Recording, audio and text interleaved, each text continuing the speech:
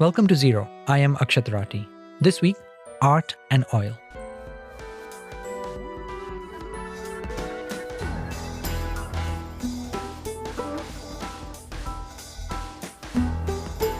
A few weeks ago, I was in Helsinki for vacation and I stumbled across an exhibition by an artist named Monira Al Qadiri. The exhibition was titled Deep Fate, referring to the origins of oil that come from deep inside the earth, but also to how our fate is dependent on oil and how we break away from our dependence on oil. Monira is a Kuwaiti visual artist who was born in Senegal, grew up in Kuwait, and studied art in Japan. She's combined influences from all those cultures, but focused her attention on the Gulf region and its intimate relationship to oil. I was fascinated by the exhibition, partly also because she made chemistry look interesting and beautiful and strange, which I hadn't seen before. So I wanted to have her on the show and ask her how she thinks about the interrelationship between art, climate, and fossil fuels. Monira, welcome to the show. Hello, thanks for having me. A few weeks ago, I was in Helsinki for vacation and I came across your exhibition in Kiasma, which is one of the city's top contemporary art museums. And it left a strong impression on me. And I'd like to touch on the exhibition, your work, how you came to do what you do. But before we start, let me ask you a big question. What, in your view, is the point of art? Well, I was underground in a tomb in Egypt last year. And I was looking at all these paintings that are like 5,000 years old. And it felt like they were painted yesterday, and I was reminded in that moment why people make art, It's the only thing that remains. Everything else disappears, civilizations come and go, but art is still there, thousands of years later. It's amazing, and it's almost like a time machine, you can access different worlds and times and maybe not. I mean, maybe you won't know what it is anymore after, hundreds of years, but it's there. Now, the Helsinki exhibition itself features many years of your work. It's called Deep Fate, and oil extraction, creation, and destruction are the themes that run through your work. Could you tell us your story and why you ended up working on art that is linked to oil extraction? So I'm from Kuwait, which is a country that is heavily dependent on oil revenue since, I would say, the 1950s. And as someone from there, I mean, growing up in that place, you're kind of shielded from this subject. You don't really realize or notice it's there, except when you go outside of it. But I lived through the Gulf War in Kuwait in 1990 and 91 as a child. And it was primarily a war that started because of oil, and 700 oil wells were lit on fire at the end of the war. And we lived basically in an oil-covered reality. I mean, it was raining black oil. Our house was black. The earth was black. The sea was full of oil. And I think that was the first time I actually saw this stuff. And I confronted it for the first time. And since then, it's never left my mind. I always think of it like almost like a genie or an alien or a monster that has invaded our world and refuses to leave. You also lived in many parts of the world, and a lot of your art is informed by the cultures that you've lived in. Maybe let's explore them through some of your artworks, and perhaps the most relevant one to start with, and one I found gripping when I was in Helsinki, in Kiasma, sitting on a bench looking at a TV screen, was this piece called Behind the Sun. Could you describe what the work is? So actually, the work is about that moment that I just described. It's a collection of amateur videos of burning oil from Kuwait from 1991. And I really wanted to revisit that moment in my life because it really has shaped me as a person. Strangely enough, there was a film by Werner Herzog right after the war where he came to Kuwait and filmed the burning oil called Lessons of Darkness. And he basically was filming it from a helicopter with this very kind of extravagant kind of Wagner soundtrack. And it's a docufiction film, so he would narrate these excerpts from like the Bible about Armageddon and things like that, and combine it with this footage, And as a child watching that film, I didn't understand it. I almost thought, why is this German man lying about our war? What's going on here? I didn't understand the concept of docufiction, but of course I grew older and then I went to art school and I saw all of Werner Herzog's films. And I love his work, obviously, but there was something in me whenever I watched that film that turns back into a 7-year-old child who cannot forgive him, right? So I thought I should make my own version of it, and something that is taken from the ground with a kind of, let's say, a cultural context that fits the place, which is kind of, Muslim Islamic culture. And so I combined these amateur videos of the burning oil with excerpts from Islamic television programs about the beauty of the divine and heaven and things like this in nature. And I combined that actually with those images because it's strange what we consider as sublime, As a kid seeing oil burning in front of me, I was also mesmerized by it. You cannot help, I think, as a person to be not amazed, even by images of destruction that you see in front of you, It can be so overwhelming that it becomes kind of a sublime image. And I wanted to revisit that conundrum that I have. I don't really know how to deal with it. And it was also one of the first wars to be live broadcast on TV, and so many people saw those images of oil wells being lit on this vast landscape, flat land with big plumes of black. So I was stunned to learn that you met some people who claimed that the images of oil-soaked animals was fake, was war propaganda. And this is only from 1990. It's sort of odd to say now, 35 years on. But today, reality is even getting harder to hold on to. We live in times when hard truths are being questioned, when many are twisting facts to benefit themselves or turning them into complete fiction. When you were faced with this kind of mistelling of history, you created art. Could you describe the work titled Onus? Yes, so Onus is actually a work that it took many years actually to make either of these works. It's like a long kind of process of digesting what happened to me in my life. And when I was an art student, actually I studied in Japan, in Tokyo. And we were in this advertising class, it's art school. And professor just pulled out a picture of an oil-covered bird from Kuwait, from the war, and he proceeded on this tirade of explaining to us how this photo was staged and that none of this ever happened. And, because I was so shocked, and my peers are all believing him, right? Because they have no other point of reference. But I was so shocked that I really lost my ability to say anything. But the sense of shock never left me. And I thought about it for so many years that, over distances and time and images and spaces and media, that reality can be so distorted, and also that sometimes images are so harsh and difficult to digest that people don't want to believe them, right? There's also this desire of not wanting to know, not wanting to believe that this horrible thing happened.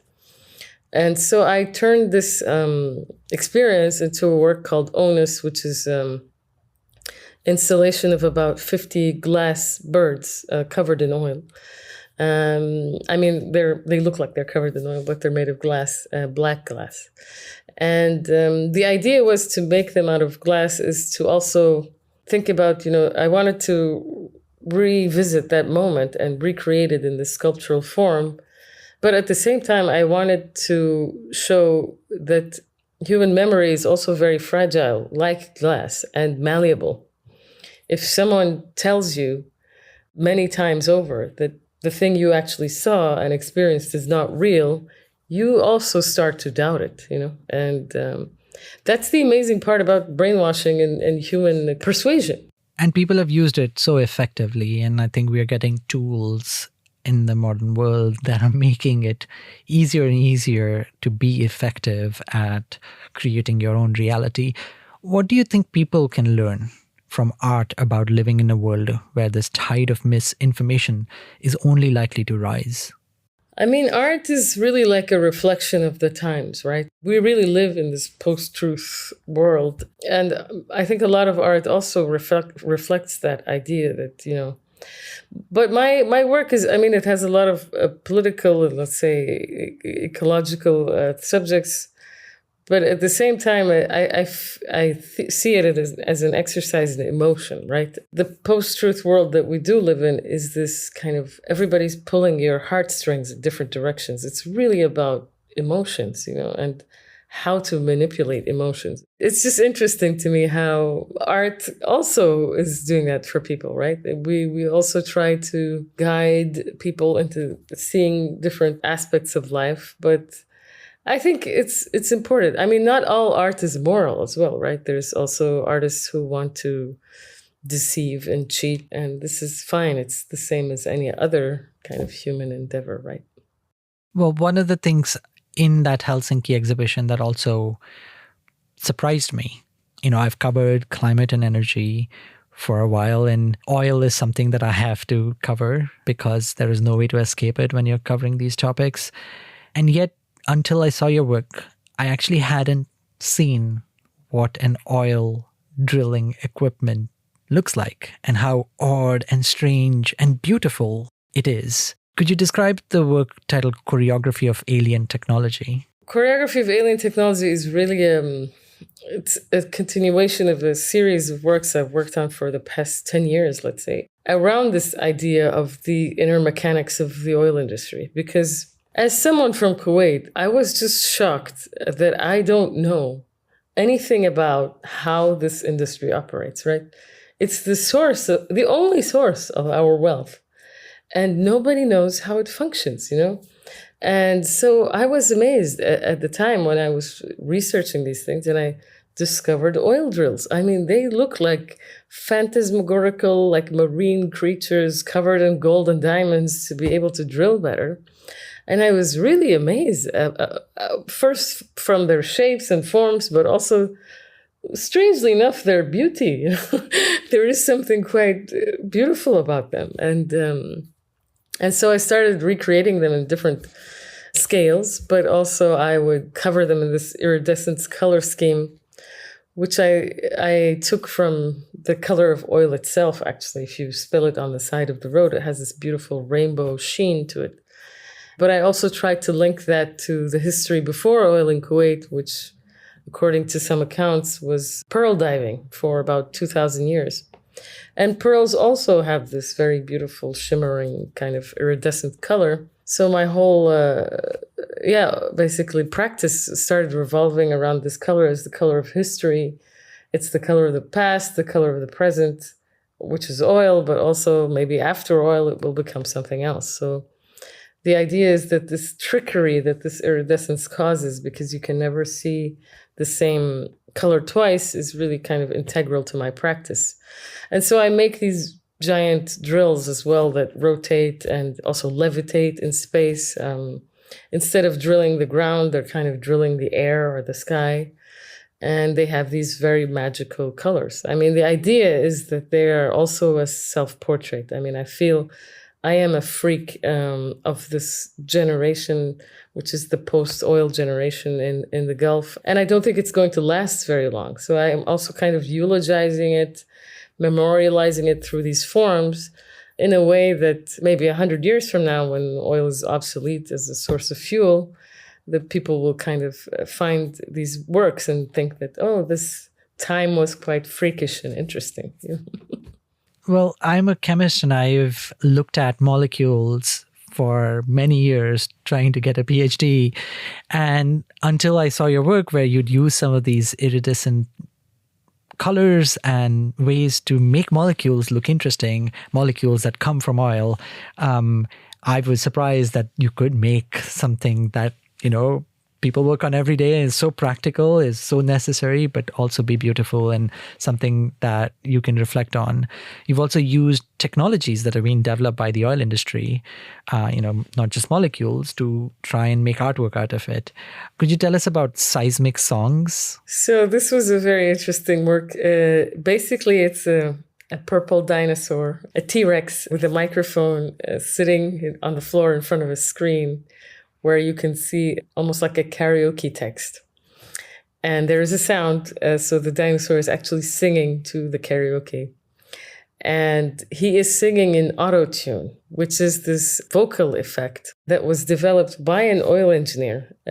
Because I think in the oil industry, they use a lot of very advanced acoustic technology, right, to kind of find deposits of oil and all of this. And so this engineer apparently was listening to the radio in the 90s and heard that the singer was out of tune and thought that he could use his know-how to develop a software to tune her voice. And he did. He managed to do it, and he patented the technology. And to this day, auto-tune is a subscription, and, all of the music industry uses it. So I thought it would be interesting to try to imagine that process in which they say oil is remnants of, ancient organisms, maybe dinosaurs. I mean, maybe that's a myth. But I imagined, the dinosaur singing back to the engineer, please find me deep in the earth, and singing this in autotune. So it's a very comical work, but at the same time, there's something very tragic about it. Join us after the break for more of my conversation with Monira Al Qadiri.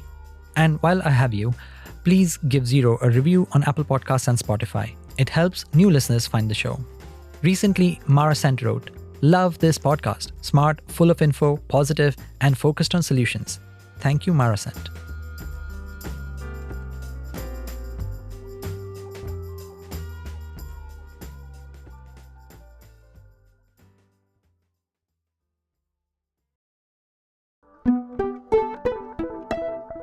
I want to talk to a little wider implications from the work. So we are now once again living through a time of war. Add to it massive political upheaval.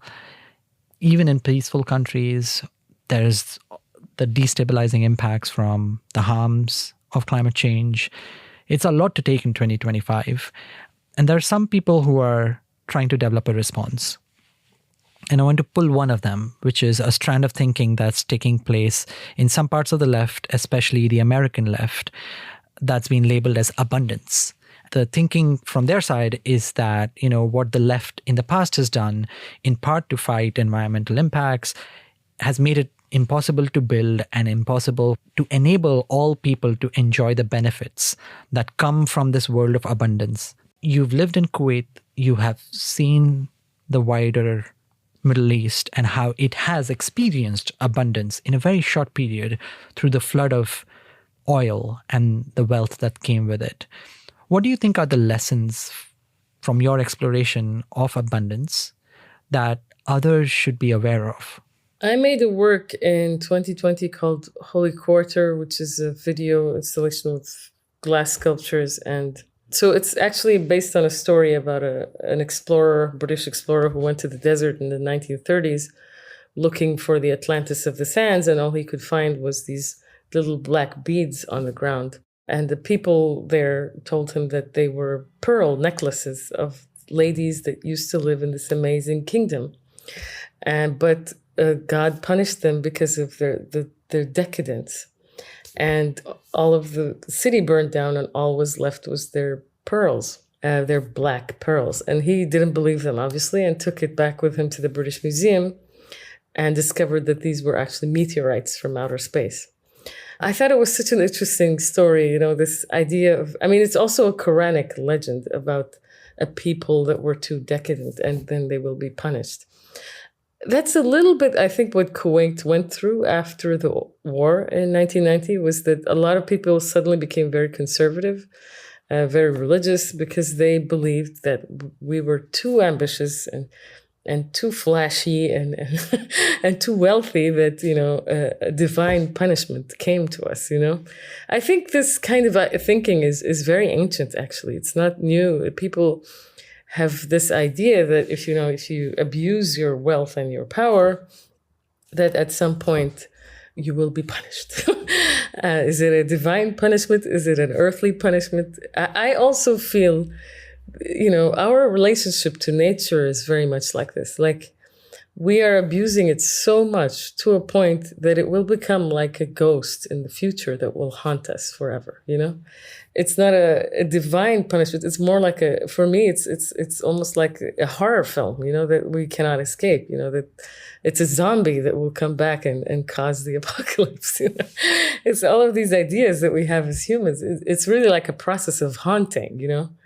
And so I'm very interested in this idea, maybe of not abundance. I mean, my work and my ideas as an artist, I don't really think about kind of bettering the world, right? What I'm doing is I'm reflecting, I'm thinking about things, but I'm also showing the status quo. You know, my work is very much an exercise and also showing people the dystopia that we live in. I mean, I wrote a thesis called The Aesthetics of Sadness, which I also believe that there is a way to find beauty in destruction, even though we cause it, you know. So I don't really have this kind of activist bone in me. I'm really a soothsayer, but in a very melancholic, very doomsday kind of sense.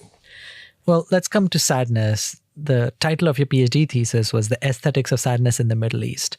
And one of the themes that is impossible to escape as somebody who thinks about climate change is the immense sadness for all the hurt in the world, for all that's going to be lost, that's being lost. You know, there are people who are suffering from climate damages. They're losing their land, they're losing their culture. There are countless species that are going extinct, some even before we've discovered them. Can you talk me through your exploration of sadness? Human emotion is very varied, right? It's a whole spectrum. And I feel like the kind of clinical way that kind of the Western world, but especially capitalism, has defined it is that it's a disease or it's not worth anything, you know. But sadness has an amazing ability to kind of inform our lives. It was called the noble emotion back in the day. I think it also stems from the climate itself of the desert. You know, it's such a harsh place to live. And so people would wallow in their misery, but also create beautiful art around that. And I think it's interesting how climate also informs art making. But going to your point, I mean, I recently made a very new, actually, a video film called Oh Body of Mine, which I filmed in Chittagong in Bangladesh on a beach where basically oil tankers go to die. It's where they dump the decommissioned, disused oil tankers. I mean, that place really, looks like the end of the world. I mean, it was so shocking to see. This is really the dark underbelly that nobody wants to look at. Nobody wants to talk about. It's about the detritus, the leftovers of this huge industry, right? And how much destruction it has caused to the natural environment, to cities, to the people. I just find it so disturbing. And even for me, it was a discovery. I was like, how many of these exist in the world, you know? It's just amazing what we've managed to do and what we've want to also cover up somehow from these activities. Like I said, I really feel like oil is it's a kind of a monster that's taken over the world, and we don't really know how to get rid of it. I'm also not going to deny kind of my own personal complicity in it. I think oil has revolutionized the way we live in the modern world. We cannot deny that, right? But at the same time, it's destroying us. It's kind of a double-edged sword. And how do we reconcile these two states together? I really don't know. I don't know how to. I don't have any answers. I'm just reflecting. Just sticking on sadness, there's one aspect of it which I think is worth exploring, which is recently I read the 1932 novel Brave New World by Aldous Huxley. And in it, he describes this far future where there's a world state and a global society that has a strict hierarchy, and that hierarchy is maintained by a huge amount of conditioning that is given to different castes as they grow up. Everybody's happy, and the world is completely stable. And when there is any amount of unhappiness or discomfort, people are given a drug called soma, and they are happy again. You know, it's labeled as a dystopia, but so much of our reality today, nearly 100 years on, is that, people have been conditioned to run away from sadness, to find dopamine hits in scrolling social media, in getting their heart notifications. What do you think we are missing when we run away from sadness? I think we are repressing a whole side of our minds, right? It's there. It doesn't disappear. It's part of our human experience. I feel like we have to find a way to enrich ourselves with it. It's not wrong, it's not a negative thing. This is the thing. This is what I feel like, for example, in the Arabian world, but also in Iran and Turkey. I mean, there's a lot of places where this is seen as a beautiful experience. It's romantic. It's beautiful. It's melancholic. It's also very much, I think, part of the religion as well. I think religious rituals and how people use it to have cathartic experiences. I don't think the way we deal with it in our reality is very superficial, and it doesn't help a lot of people. I think people need to find solace in it somehow. There's also climate activism that has come to art. There have been protests, things like throwing soup on paintings of huge repute that have then drawn attention to the climate crisis, to the work that the activists do. What do you think about the effectiveness of tactics like these? I mean, I don't know if it's effective. I feel like there is this part of society that views art as a decadent activity in itself. That it's an expression of excess, of wealth, of almost evil, and fighting that existence of art itself is a moral activity, and I find that a bit obviously problematic, being an artist myself. But I do think that, the way that so much value has been attributed to art in terms of monetary value is a detriment to everyone. Before, I think, the 1970s, there was no art that was worth this kind of money, right? It almost became something like the stock market. I mean, a few years ago, we also had artists making NFTs that were basically like stocks. For me, that was a very strange moment because people kept asking me to do that, and I was like, I'm not a stockbroker. I'm not doing this. It's very interesting how people kind of associate art with all of these societal problems that they're having, right? But as I said in the beginning of our conversation, art outlives everybody, and nobody will know why we made these things when we did, and if the same artists or the same artworks are even important like 50 years from now, right? Who knows? So for me, it's interesting. I mean, I'm trying to bring into the museum these questions about climate change and oil and petrochemicals that maybe the activists were trying to bring with soup. I'm just doing it in a different way.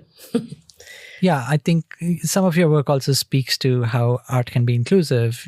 I heard a story of yours where you describe your grandfather and how he used to sing on boats that went out pearl fishing in Kuwait. And he was a singer and he was making art to make the work, which is tough and hard and painful, easier, and that he never sang those songs at home because that art was for a certain purpose and it wasn't decadence. It was for being able to survive in that time. But coming back to art and climate activism, another aspect that has come up is that many of the museums around the world are funded by fossil fuel companies. Have you declined commissions or exhibitions or invitations as a result of that? Not at all. I actually find it very interesting. It's kind of going into the belly of the beast, that if they are funding this work that disturbs them, I find it really something to behold, and it's happened many times in my career. Actually, sometimes I didn't even know.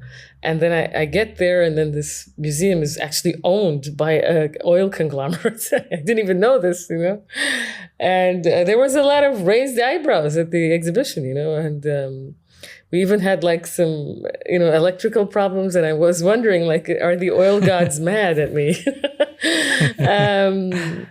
I'm from Kuwait, I'm making work about, let's say, the end of oil in a country that is, would not be able to survive without it in its current form, right? So in a way, it's an act of self-harm. I am trying to predict the collapse of my own country. It's not a nice predicament to be in, but I think it's inevitable. And I try to show people there through these drill bits or, sci-fi visions of an oil refinery or a beach in Bangladesh that, this is coming, this collapse is coming, and what parts of our culture and our being and our nation will survive, and they don't really want to confront this, but that's where I come from. So I've never shied away from it because it's self-defeating, really.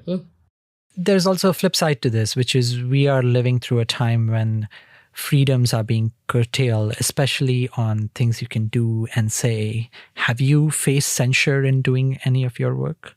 Oh, yes, many, many, many times. And obviously, I come from a non-democratic society, so I'm very used to it. I think it's mostly in democratic societies these days that people are finding this to be new and strange and weird, and they're trying to figure out strategies around it, right? But for me, I have worked strategies around this all my life. This kind of mental gymnastics that I play with my work. Is the work really about this or about that? Oh, I don't know. I can't tell you, is a strategy I'm used to. So it's almost like I think I can teach other artists and thinkers abroad, like what to do in this setting. It's very weird situation to be in, but I'm very used to it. Are there quick lessons you can give people? Because I feel people would want to know what are the tricks that you can use. I mean, I think it's always good to have secrets, As an artist, I make a lot of work and I don't tell everybody what it's really about. And it's fine that, that there are mysteries and secrets that other people cannot know. But some people actually guess, right? They guess this work is about this. And I tell them, well, that's your guess. And sometimes the guess is correct. So I do want them to kind of, think that maybe this is about this subject, and but they don't have any proof. Well, thank you so much for joining the show. Zero, this podcast is usually about me asking questions so that people can give us answers and solutions.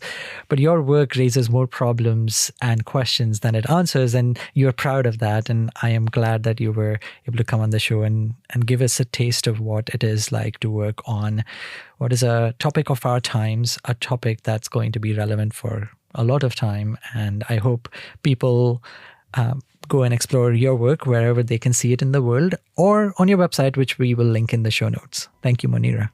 Thank you so much for having me.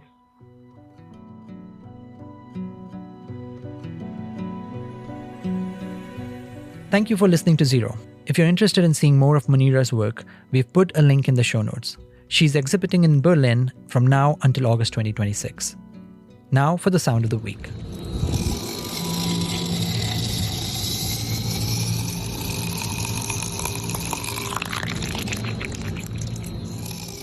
That is the sound of an oil well up close. Gross, isn't it? If you like this episode, please take a moment to rate and review the show on Apple Podcasts and Spotify. Share this episode with a friend or with someone who loves autotune. This episode was produced by Oscar Boyd. Our theme music is composed by Wonderly. Special thanks to Eleanor Harrison Dengate, Somar Sadi, Moses Andem, and Sharon Chen. I'm Akshat Rathi, back soon.